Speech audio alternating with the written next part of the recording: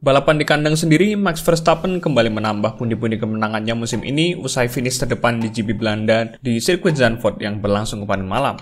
Start dari pole position dan mengemudikan mobil tercepat rupanya bukan jaminan bagi Verstappen untuk menang dengan mudah. Alih-alih Ferrari yang memberikan perlawanan, tapi ternyata justru Mercedes yang mampu merepotkan Red Bull dengan strategi mereka sepanjang race. Meski pada akhirnya semua ambiar karena safety car di akhir balapan dan Mercedes hanya mampu menempatkan George Russell di posisi kedua. Sementara itu, podium ketiga ditempati oleh Charles Leclerc yang sebenarnya menunjukkan kecepatan yang positif saat kualifikasi, tapi lagi-lagi keteteran sepanjang balapan. Ia berhasil kunci posisi podium terakhir usai melewati Lewis Hamilton yang sempat memimpin balapan saat safety car muncul. Ia sendiri sempoyongan dengan ban medium yang ia pakai dibandingkan pembalap lain di belakangnya yang memakai ban soft. Hal itu karena Mercedes tidak melakukan pit stop kepadanya ketika safety car dan membuat Hamilton marah-marah di radio karena kehilangan kesempatan untuk raih kemenangan perdananya musim ini. Pada video kali ini, kami akan membahas soal strategi Mercedes yang cukup dipertanyakan di akhir balapan kemarin dan beberapa kejadian aneh bin ajaib yang terjadi di GP Belanda. So, seperti biasa, simak videonya sampai habis. Sejak sesi latihan bebas sampai kualifikasi, sejatinya memang Mercedes sudah menunjukkan tanda-tanda jika mereka akan tampil kuat di Belanda. Ada indikasi kalau mereka akan mengulangi penampilan di GP Hongaria dengan kedua pembalapnya yang mampu menempel di papan atas dengan gap yang tipis. Dan andai saja Sergio Perez tidak melintir di akhir kualifikasi, Lewis Hamilton mungkin bisa tembus ke tiga besar dan bukan mustahil bisa meraih pole position, karena sektor pertama mereka cukup kuat di Zandvoort. Saat balapan, start dari posisi 4 ke 6, Mercedes sudah menyiapkan strategi yang spesial dan berbeda dari rival-rivalnya. Hamilton dan Russell memulai balapan dengan ban medium dibandingkan dengan mayoritas pembalap lain, termasuk Verstappen dan Leclerc yang memakai ban soft saat start. Hal itu setidaknya menunjukkan kalau Mercedes sangat percaya diri dengan kecepatan yang mereka punya dan berani melakukan sesuatu yang berbeda untuk meraih kemenangan perdananya musim ini. Selepas start, jujur kami lumayan terkejut ketika melihat Hamilton yang memakai ban medium bisa menempel Carlos Sainz dan menjauh dari Sergio Perez yang menggunakan ban soft. Satu bertanda jika race pace Mercedes memang bukan main-main. Sempat stuck di belakang Sainz cukup lama, Hamilton akhirnya naik ke posisi 3 setelah pembalap Spanyol itu masuk pit. Yang kemudian, lagi-lagi Ferrari menghibur kita semua dengan kelakuan ajaib mereka, di mana kru yang tidak siap dengan pit stop Sainz terlambat dalam menyiapkan ban dan membuat pit stopnya berlangsung sangat lama. Tak hanya itu, wheel gun salah satu kru juga dibiarkan tergeletak di jalur pit lane yang kemudian dilindas oleh mobil Sergio Perez yang juga lakoni pit stop. Beralih dari kekonyolan Ferrari, beberapa lap kemudian Leclerc dan Verstappen masuk pit yang otomatis membuat Hamilton memimpin balapan dengan George Russell di belakangnya. Meski Russell tidak bisa menahan Max Verstappen yang memakai ban baru, namun itu bukanlah sebuah masalah karena Hamilton serta Russell tidak lama setelahnya masuk pit untuk ganti ke ban hard. Sejauh ini, strategi Mercedes untuk melakukan sekali pit stop berjalan lancar dan sesuai rencana dengan Verstappen yang harus masuk pit sekali lagi. Tapi kemudian, semua mulai berubah ketika memasuki fase akhir balapan. Bermula dari insiden aneh yang menimpa Yuki Tsunoda, di mana ia harus menghentikan mobilnya sebanyak 2 kali setelah pit stop. Nah, mobil Tsunoda yang terparkir di pinggir tikungan 4 memicu virtual safety car muncul. Untuk penjelasan lengkapnya akan kami bahas setelah ini. Sekarang kita fokus ke Mercedes dulu. Saat ada situasi yang menguntungkan mereka, Red Bull langsung instruksikan Max Verstappen untuk masuk pit dengan ganti ke ban hard. Tapi yang membuat kami kaget adalah dua Mercedes juga ikut masuk pit dan melakukan double stack untuk ganti ke ban medium. Meski pada akhirnya ini adalah keputusan yang tepat. Karena jikapun mereka tetap stay out saat periode VSC, Verstappen yang masuk pit tetap saja akan keluar di depan dua Mercedes.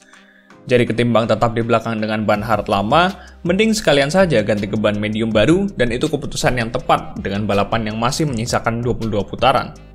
Namun setelah green flag kembali berkibar dan Hamilton mulai memangkas jarak dengan Verstappen, mobil Valtteri Bottas berhenti tepat sebelum tikungan pertama dan memicu safety car keluar. Max Verstappen memutuskan untuk masuk pit dan ganti ke ban soft.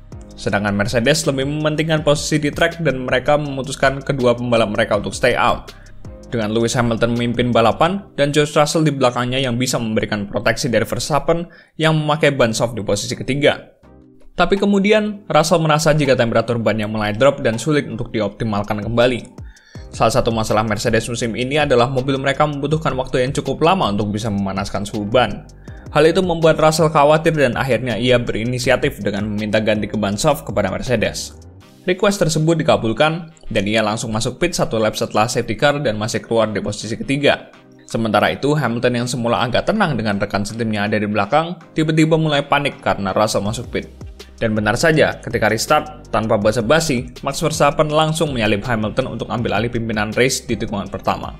Lalu karena memakai ban medium, Hamilton tidak bisa berbuat banyak dan cuma bisa pasrah disalip oleh Russell serta Leclerc untuk finish di posisi keempat. Di radio, pemegang titel 7 juara dunia F1 ini sempat marah-marah dan terus-menerus mengeluh soal strategi Mercedes yang dianggap merugikan dirinya.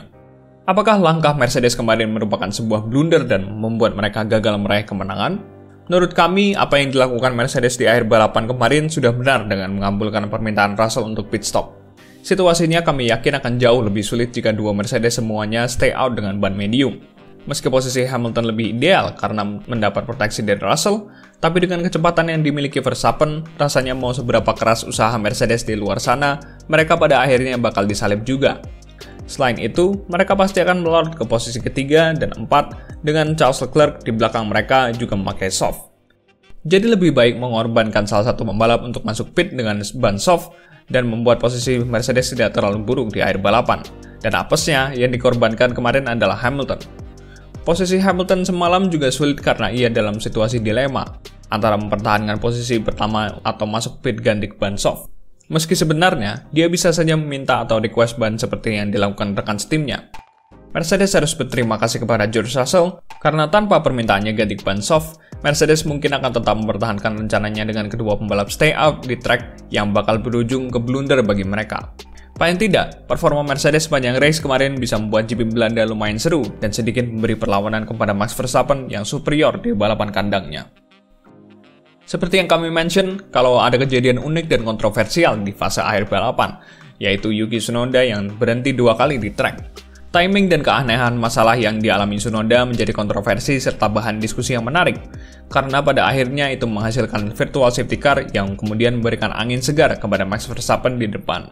Sebagai konteks, tim Tsunoda, yaitu AlphaTauri, merupakan tim satelit dari Red Bull, dan kami tidak heran kalau teori konspirasi semacam ini muncul, karena memang insidennya sangat aneh serta tidak biasa. Terlepas dari konspirasi, masalah apa yang sebenarnya dialami oleh Yuki Tsunoda kemarin? Jika kami melihat dari tayangan ulang dan komunikasi antara Tsunoda dan race engineer-nya, memang ada situasi yang membingungkan tentang masalah yang mereka alami. Semua dimulai dari Tsunoda yang masuk pit pada lap ke-45 dan beralih ke ban hard dengan pit stop yang nampak lancar serta tanpa kendala. Tapi kemudian, setelah keluar pit lane, Tsunoda tiba-tiba saja berteriak jika ban belakangnya tidak terpasang dengan benar. Ia kemudian disuruh untuk menghentikan dan mematikan mobilnya di pinggir trek. Namun ketika mesin mobil sudah mati dan Tsunoda sudah melepas sabuk pengamannya, race engineer justru mengatakan kalau tidak ada masalah di ban belakang mobilnya. Semua tidak apa-apa dan Tsunoda disuruh kembali menyalakan mesin mobilnya dan kembali ke pit untuk ganti ban dan memasang kembali sabuk pengamannya. Ketika melaju kembali ke pit, mobil Tsunoda masih menunjukkan tanda-tanda tidak beres dan di radio dia sempat mengatakan kalau sesuatu ada yang rusak. Ia berasumsi kalau itu adalah masalah diferensial atau gardan. Setelah masuk pit untuk ganti ban dan mengencangkan sabuk pengaman, Tsunoda rupanya masih mengalami masalah yang sama. Kali ini, ia benar-benar diberi instruksi untuk berhenti di pinggir trek dan tidak bisa melanjutkan balapan yang berujung ke virtual safety car.